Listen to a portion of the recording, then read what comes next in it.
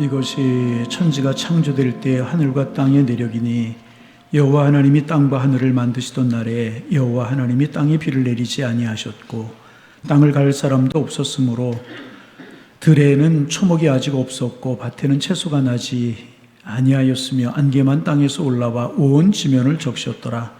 여호와 하나님이 땅에 흙으로 사람을 지으시고 생기를 그 코에 불어넣으시니 사람이 생명이 된지라. 여호와 하나님이 동방의 에덴 동산을 창설하시고 그 지으신 사람을 거기 두시니라.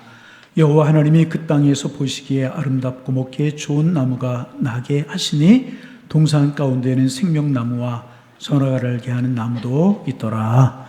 아멘. 이렇게 출석하신 것을 보니까 휴가철은 휴가철이다 그런 생각이 듭니다. 지난 한 주간 많이 더우셨죠? 고생하셨어요. 제 마음속에 무슨 생각이 드냐면 이 또한 지나가리라. 아멘. 금방 또 추워서 더위가 왔으면 좋겠다. 그런 때가 또 금방 올 거예요. 몇 주 남지 않았어요. 건강하시고 평안하시기 바랍니다. 네. 아멘. 네. 한 흙덩어리가 있었습니다. 그 흙덩어리는 언제까지라도 바닥에 그냥 누워있을 수밖에 없는 흙덩어리였었습니다. 왜냐하면 흙덩어리는 스스로 아무것도 할 수 없었기 때문에 그렇습니다. 아무리 오랜 시간이 흘러도 흙덩어리는 그냥 그렇게 흙덩어리로 있을 수밖에 없었습니다. 스스로 아무것도 할 수 없는 존재, 그게 바로 흙덩어리였었습니다. 그런데 아주 크고 부드러운 손길이 다가오더니 흙덩어리를 주무르기 시작하는 것이었습니다. 그러자 흙덩어리는 서서히 하나의 모양을 드러내기 시작했습니다. 그런데 그 모습은요, 지금까지 한 번도 본 적이 없는 그러한 모습이었습니다. 이목구비가 뚜렷하고요, 두 팔이 있고 두 다리가 있어서 걸을 수 있는 모습이었습니다. 그 흙덩어리는 앞으로 사람이라고 불리도록 예정이 되어 있었습니다. 그런데 흙덩어리가 그렇게 모양을 갖추었다고 해서 일어나 움직이게 되는 것은 아니었었습니다. 여전히 그대로 있을 수밖에 없었습니다. 아예 움직일 수 있는 힘이 없었습니다. 그런데 잠시 후에 그 흙덩어리의 모양을 부여했던 그 부드러운 손길의 주인이 흙덩어리에 후 하고 생기를 불어 넣으셨습니다. 그러자 무엇인가 형용할 수 없는 기운이 흙덩어리 안에 확 들어와서요, 가득하게 채워지게 된 것입니다. 그 순간 여러분, 참 놀라운 사실은요, 그 흙덩어리는 더 이상 흙덩어리가 아니었습니다. 벌떡 일어났어요. 움직이고 뛰고 생각하고 말하기 시작을 했습니다. 바야흐로 그 흙덩어리가 생명이 되고요, 사람이 되는 그런 순간이었습니다. 기적이에요. 역사적인 기적의 순간을 넘어서 우주적인 기적의 순간이었습니다. 여러분, 우리 인간은 그렇게 창조가 되게 된 것입니다. 오늘 본 말씀은요, 이러한 인간 창조 과정을 말씀합니다. 7절입니다. 여호와 하나님이 땅의 흙으로 사람을 지으시고 생기를 그 코에 불어넣으시니 사람이 생명이 된지라. 코에 생기를 불어넣으시자 사람이 생명이 되었다 그랬어요. 이 말씀 속에는 사람이 어떻게 존재해야 되는가, 어떻게 시작이 되었고 어떻게 존재해야 되는가 하는 것을 가르쳐주는 교훈이 담겨져 있습니다. 우리 인간은 어떻게 존재할 수 있었고 어떻게 존재해야 되는가. 먼저 우리 인간은요, 받아들이는 존재로 살게 되어 있다는 거예요. 받아들이는 존재. 여러분, 흙덩이가 언제 사람이 되었습니까? 생기가 그 안에 들어오는 순간에 흙덩이가 사람이 되었어요. 바깥으로부터 생기가 우리 안에 들어오는 순간에 사람이 되었다는 것입니다. 그래서 사람은요, 받아들여야 살 수 있는 존재가 사람이라는 것입니다. 그게 인간이라는 것입니다. 여러분, 이제 우리가 코로나 이후로 한 3년 동안, 3년 넘었나요? 5층 식당 운영을 못 하셨어요. 10월 달부터 우리가 이제 식당 운영을 새롭게 하려고 하는데 기대하시기를 바랍니다. 근데 주방에 가면 여러 용품들이 많이 있잖아요. 그 중에 그릇이 있어요. 많은 그릇이 있습니다. 그런데 분명히 그릇이지만 다 그릇인 것은 아닌 것입니다. 그릇이 되는 것은요, 밖에서 무엇인가 들어와서 그 안에 담겨질 때 비로소 그릇으로서의 재구실을 하게 되는 것입니다. 빈 그릇은 채워지기까지 그릇 구실을 하지 못하는 것입니다. 여러분, 우리 인간도 마찬가지인 것입니다. 우리 인간은요, 채워짐으로 온전해지는 존재인 것입니다. 채워지려고 하면 받아들여야 되는 것입니다. 받아들여서 살아가는 것, 이것이 세상 만물의 원리인 것입니다. 땅은 하늘에서 내리는 비를 받아들여요. 그리고 식물은 그 땅속의 수분을 받아들여서 살아요. 초식동물은 그 식물을 받아들여서 먹어요. 육식동물은 그런 초식동물을 먹음으로 존재합니다. 그러므로 피조물의 결정적인 기능은요, 자기 안에 받아들여 살게 되는 것입니다. 이게 이 세상의 삶 자체가 받아들임으로 가능한 것입니다. 여러분, 사람 생각해 보세요. 아기는요, 엄마로부터 사랑을 받아요. 사랑만 받는 게 아니라 젖도 공급받고 엄마의 손길을 받아요. 엄마의 기도를 받아요. 그래서 삶은 곧 받음이라는 것입니다. 이렇게 받아야 살 수 있는 존재, 이것이 인간이라. 그런데 우리 그리스도인들 잘못된 관념 갖기 쉬워요.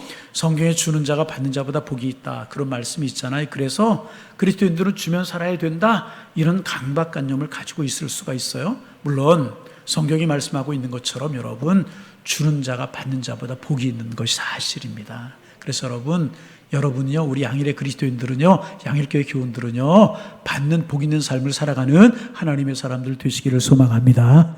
나누고 베풀고 주는 그런 사람들이 되어야 되거든요. 주면 살아야 되는 것입니다. 그런데 순서대로 말하자면 받는 것이 먼저예요.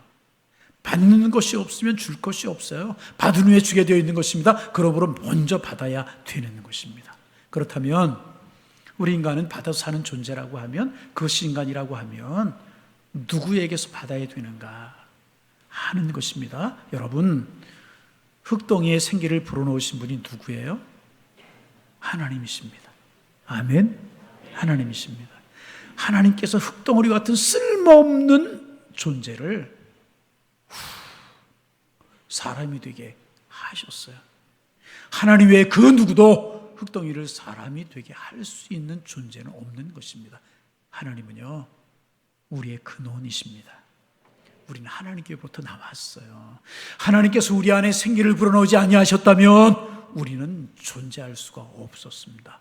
하나님은 우리를 그렇게 존재하게 하셨고요, 그뿐만 아니라 언젠가는 우리의 존재를 끝내게 하실 분도 하나님이십니다.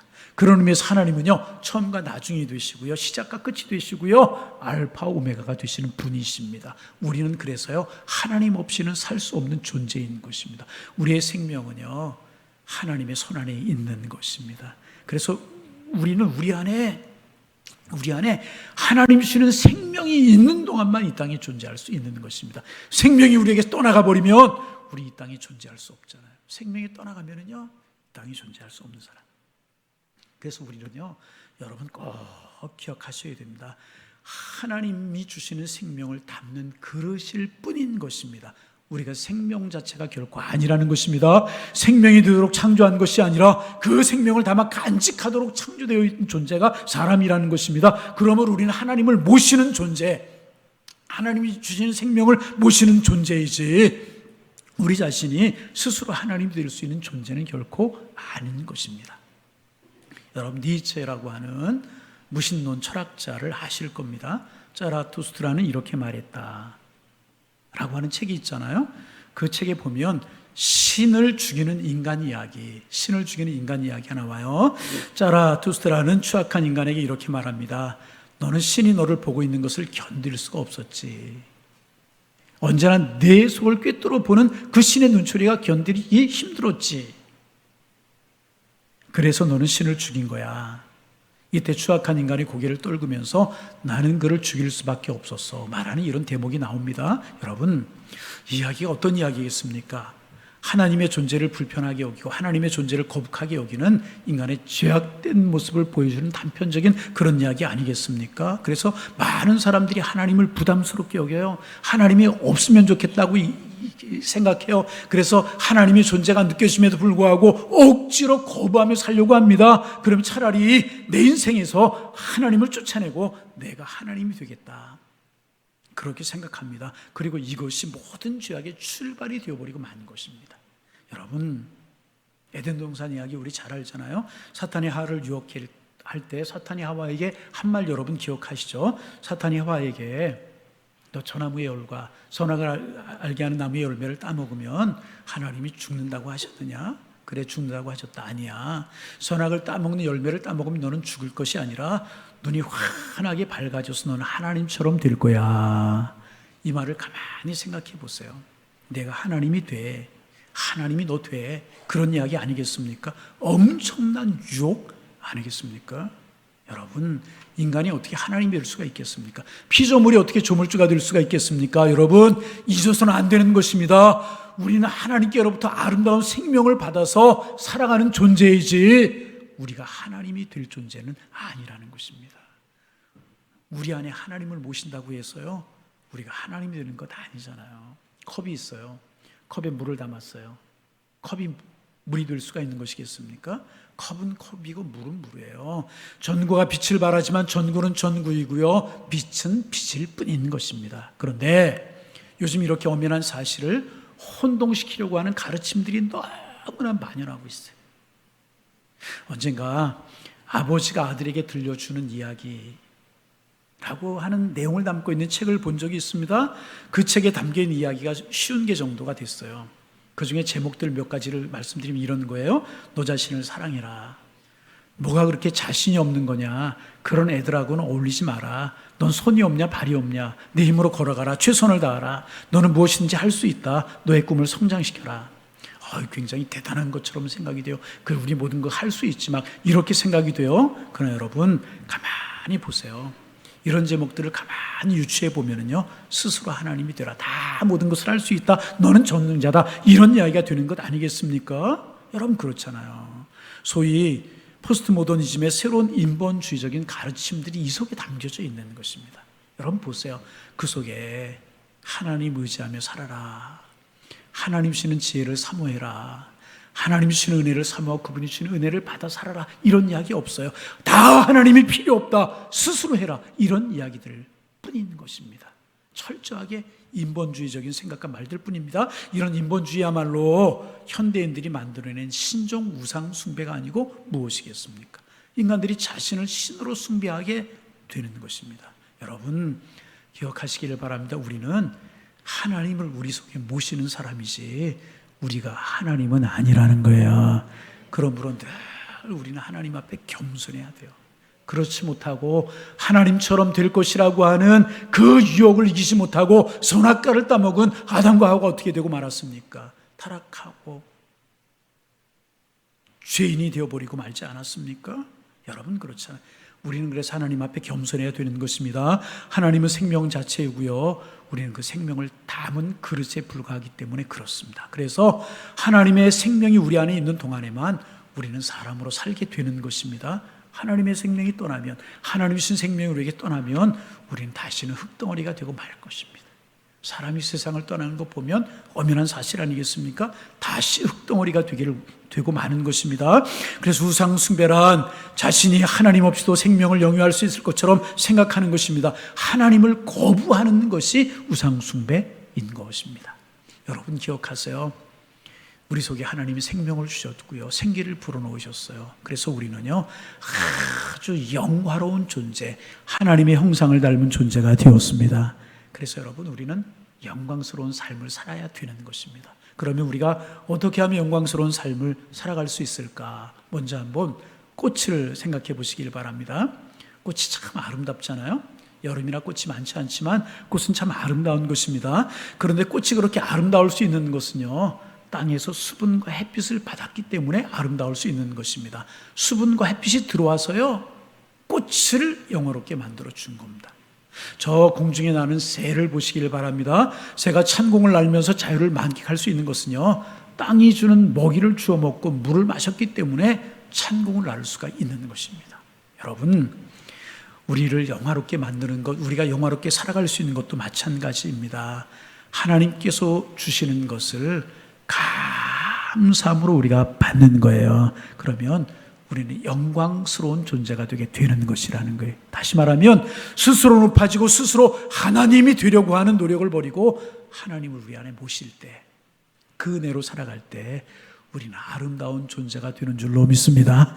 우리 자신이 하나님이어서 영광을 얻으려고 애쓸 것이 아니라 하나님을 우리 속에 모시고 그 은혜로 살아갈 때 우리는 비로소 영광스러운 존재가 되게 되는 것이라. 여러분 흙덩이를 생명으로 바꾸신 분이 누구? 하나님. 오직 하나님. 아멘. 흙덩이를 영광스럽게 만드신 분 오직 하나님. 흙덩이를 생명으로 만드신 분도 오직 하나님이시라는 것입니다. 뿐만 아니라 하나님은요, 우리에게 가장 좋은 것을 주시는 분이십니다. 야고보서 1장 17절입니다. 각양 좋은 은사와 온전한 선물이 다 위로부터 빛들의 아버지께로부터 내려오나니 그랬어요. 좋은 것들이 하나님께로부터 다 내려온다는 것입니다. 그러므로 우리는 오직 하나님께로부터 가장 좋은 것들을 받아서 살아야 되는 것이라. 그런데 문제가 무엇입니까?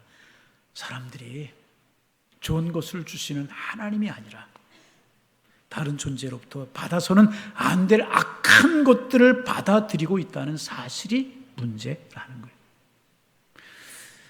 여러분, 한 정신병원에 여자 환자 한 사람이 왔어요. 이 여자 환자가 들어오자마자 발작을 하면서 기물을 파괴하고 막 혈기를 부리는 발길질하고 그러는 거예요. 간호사들이 간신히 그 환자를 진정시켰습니다. 그런데 의사가 가만히 보니까 이 환자가 한 손에 주먹을 꽉 쥐고 있는 거예요. 그것을 보게 되었어요. 손을 펴라고 했지만 요지부동입니다. 의사가 손을 좀 펴보라고 이야기하고 권면했지만 요지부동, 얼마나 꽉 쥐고 있는지 오른손을 도저히 펼 수가 없는 겁니다. 힘센 간호사들이 달려들어서 도대체 뭐가 있길래 그러나, 무엇 때문에 그러는가 손가락을 하나씩 펴기 시작을 했습니다. 그리고 마지막 새끼손가락이 펴지는 순간에 따르그랑, 그리고 바닥으로 하나 떨어지는 것이 있어 보았더니 시퍼렇게 녹이 쓴 1센트짜리 동전이 그 속에 있었어요. 동전을 꽉 붙들고 있었던 것입니다. 이 환자의 병이 바로 거기에 있었던 것입니다. 이 환자는요 1센트짜리 그 동전이 자기의 인생을 지탱해주고 굳게 믿고 있었던 것입니다. 그것을 잃은 순간에 자기의 삶도 자기의 인생도 없어진다고 생각을 한 것입니다. 그래서 누가 와서 자기를 죽이고 이것을 빼앗아가지 않을까, 이것을 빼앗기지 않으려면 어떻게 하나, 이런 공포와 두려움 속에서 꽉 붙들고 그것이 병이 되게 된 것입니다. 헬리나 웨인이라고 하는 사람이 쓴 마음의 문을 열고라고 하는 책에 나오는 그런 이야기입니다. 여러분, 지금도 그래요. 사탄이 우리를 속삭여요. 이걸 잡아야 돼, 이거 놓치면 안 돼, 누구에게도 양보하지 마, 무슨 일이 있어도 이걸 꽉 붙들어야 돼, 이렇게 속삭입니다. 그리고 사람들은 그것을 붙잡고 놓을 생각을 하지 않아요. 어떤 사람에게는 그것이요 물질, 돈일 수 있어요. 어떤 사람에게 그것이 권력입니다. 어떤 사람에게는 그것이 명예인 경우도 있어요. 꽉 놓치지 않으려고 합니다. 부모도 친척도 버리고 친구도 버리고 그것만 꽉 붙들려고 합니다. 여러분 기억하세요. 그런 것들은 하나님이 주신 것이 아니라는. 여러분, 욕심이 가져다 주는 것들, 사탄이 주는 것들을 버리고요, 하나님이 주는 것들을 소유하시는 여러분들 되시기를 주님의 이름으로 축원합니다. 사탄이 아담과 하와를 유혹했던 것처럼 망가지는 것들, 망가지게 하는 것들에 대한 욕망을 버리고 우리를 빛나는 존재로, 존귀한 존재로, 소중한 존재로 만들어줄 하나님이 주시는 축복의 선물을 붙들고 살아가시는 하나님의 사람들 되시기를 주님의 이름으로 축원합니다. 무엇을 사모하며 무엇을 받아야 되겠는가? 여러분, 하나님이 주시는요 성령을 받으셔서요 성령으로 충만한 여러분들 되시기를 바랍니다. 세상이 주는 평안 같지 않고 하나님이 주는 평안을 여러분 받으셔서 평안이 넘쳐나는 삶을 살아가시기를 바랍니다. 하나님이 주시는 복이 여러분의 인생에 넘쳐나실 수 있기를 바랍니다. 하나님이 주시는 지혜가 여러분들에게 넘쳐나셔서 아름다운 인생의 길을 걸어가시기를 소망합니다. 그리고 하나님이 주시는 기쁨, 하나님이 주시는 기쁨 여러분 안에 넘쳐나실 수 있기를 주님의 이름으로 축복합니다. 각장 좋은 하나님의 선물들이 여러분의 인생과 여러분의 삶과 여러분의 가정과 여러분의 인생길 위에 넘쳐나실 수 있기를 주님의 이름으로 축원합니다. 하나님이 주시는 것들을 받아서 누리며 살아가는 존재가 우리 인생이라는 것입니다.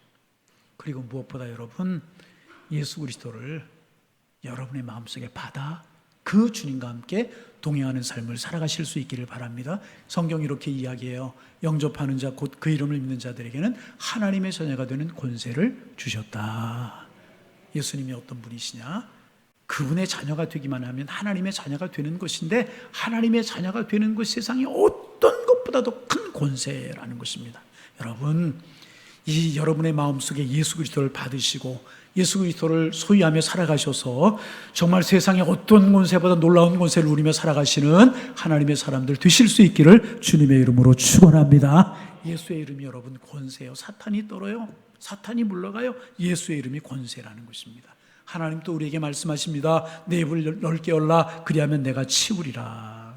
마음을 열고 하나님 앞에 간구할 때 하나님께서 가장 좋은 것 성령으로 우리를 새롭게 하실 것이라는 것입니다. 여러분 하나님이 주시는 것들을 받아 누리며 행복한 삶을 살아가시는 주님의 사람들 되시기를 주님의 이름으로 축원합니다. 그리고 무엇보다 하나님을 우리의 마음속에 받는 거예요. 그리고 하나님 주시는 놀라운 축복들을 받아 누리며 살아가는 거예요. 이것이 가장 큰 축복이라는 거예요. 18세기 사상가였던 안토니 콜린스라고 하는 사람, 영상에 좀 띄울까 하다가 무신론자인데 뭘 띄우고 그러고 안 띄웠어요. 안토니 콜린스라고 하는 사람이 어느 날 보니까 한 사람이 교회를 가요. 그 사람을 조롱하고 싶은, 신이 어디 있고 하나님이 어디 있어, 뭔 교회를 가, 교회 가는 사람을 보고 조롱하고 싶은 생각이 마음속에 드는 겁니다. 그래서 조롱하듯 교회 가는 이 사람에게 말을 건넸답니다. 교회 가시는 것 같은데 그 교회당에 사시는 하나님은 체격이 얼마나 되시는 분이십니까? 키나 얼마 되고 체격은 얼마 되십니까? 그렇게 물은 거죠. 그때 이 교회 가던 이 사람이 대답을 했답니다. 네, 하나님은요 저 하늘도 담을 수 없을 만큼 크시답니다. 수준 높은 이야기인가요? 아멘이 안 나오는. 하나님은요 하늘도 담을 수 없을 만큼 크시답니다. 그리고 또 하는 이야기가 동시에 나같이 보잘것없는 사람의 가슴에도요 들어와 계실 만큼 작기도 하시답니다. 여러분 참 귀한 이야기죠. 하나님은 그렇습니다. 저 하늘을 담을 수 없을 만큼 광대하시고 전능하신 분이십니다. 동시에 나같이 보잘것없는 사람의 가슴에 들어와 계실 만큼 작기도 하신 전능하신 분이 우리의 하나님이신 줄로 믿습니다. 그래서요 너무나 작아서 하나님을 모시지 못할 사람 없어요. 너무나 초라해서 하나님을 모시지 못하게 해서 그럴 사람 없어요. 왜냐하면 하나님께서는요 우리의 형편에 맞게 작아지셔서요 우리에게 들어오시는 사랑의 하나님이시기 때문에 그렇습니다. 또 너무나 커서 하나님을 모셔도 빈자리가 남을 사람도 이 세상에는 하나도 없는 것입니다. 왜냐하면 하나님은요 우주보다 더 크신 분으로 우리에게 다가오셔서 누구도 감당할 수 없도록 채우시는 능력의 하나님이시기 때문에 그렇습니다. 여러분 마음의 문을 열고요 하나님을 받아들이실 수 있기를 바랍니다. 하나님 주시는 그 은혜를 늘 사모하며 살아가시기를 바랍니다. 그리고 하나님 주시는 은혜의 선물을 받아 누려 영원한 존재로 살아가시는 하나님의 사람들이 되시기를 소망합니다. 우리는 흙이었었어요. 그대로 흙덩어리로 존재할 수밖에 없는 우리였었어요. 그 속에 하나님의 생기가, 하나님의 은혜가 임하자 우리는 존귀한 사람들이 되었기에 우리는 은혜를 담고 살아가는 사람들이라는 것입니다. 여러분의 인생에 무엇을 담고 이제까지 오셨어요? 앞으로 무엇을 담고 살아가시려고 합니까? 여러분 하나님을 담아야 되는 거예요. 예수님을 담아야 되는 거예요. 성령님을 담아야 되는 거예요. 그 하나님과 그 예수님이 주시는 은혜를 담고 살아갈 때 우리는 존귀한 하나님의 사람으로 세상 속에 하나님의 살아계심을 보이며 살아가는 은총의 사람들이 되게 되는 것이라는 것입니다. 여러분 다시 한번 주님의 이름으로 부탁을 드립니다. 은혜를 사모하시기를 바랍니다. 왜? 우리는 하나님의 은혜를 받아야 살아갈 수 있는, 하나님의 은혜를 담고 살아가는 사람들이기 때문에 하나님의 은혜가 있어야만 온전한 삶을 살아갈 수 있는 존재라는, 은혜를 사모하시고 그 은혜 속에 거하셔서 정말 하나님과 그 좋으신 하나님의 은총이 여러분의 삶 위에, 여러분의 인생 속에, 여러분의 가정 속에 넘쳐나셔서 부디 주님 안에 은혜를 담고 행복한 삶을 살아가는 하나님의 사람들 다 되시기를 주님의 이름으로 축원합니다. 축원합니다. 하나님, 그렇습니다. 우리는 질그릇이었는데, 그래서 우리 속에 하나님의 은혜가 담겨지고 하나님의 산기가 담겨질 때 우리는 사람이 생기가 되었는데 잃어버리고 살아갈 때가 참 많습니다. 주님, 은혜를 베풀어 주옵소서. 이것이 우리의 기도의 제목이 되기를 원합니다. 은혜를 담고 살아가는 하나님의 사람들 되기를 원합니다. 은혜를 베풀어 주옵소서. 무엇보다 우리 속에 주님을 담고 하나님을 담고 성령님 담고 살아가기를 원합니다. 그래서 복인 인생, 아름다운 인생이 되게 하여 주옵시고 그 주님 주신 은혜 속에 깊이 잠겨 주님을 찬양하는 존귀한 하나님의 사람들 되게 하여 주옵소서. 예수님의 이름으로 기도하옵나이다. 아멘.